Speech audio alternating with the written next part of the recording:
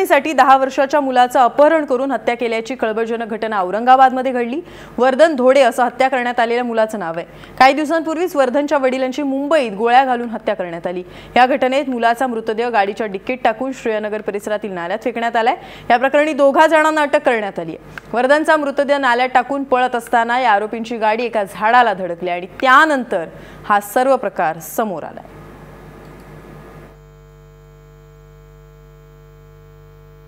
एका 10 वर्षाचे मुलाला सुमारास 8:30 वाजता बाजूला राहणारे 2 इस्मानी त्यांना किडनॅप केला। सोबत ते ओळखीचे होते, त्यांना गाडीत बसून घेऊन गेले आणि खुलताबादकडे घेऊन जाऊन त्यांना तिथे त्यांनी मारून टाकलं त्यांना आणि गाडीच्या डिक्कीमध्ये टाकून परत येऊन ते एका नाल्याला ते बॉडी टाकल्यानंतर ते डिक्कीला गाडी टाकल्यानंतर ते इकडे तिकडे फिरत होते। संशय आल्यावर त्यांना विचारपूस करण्यात आलं।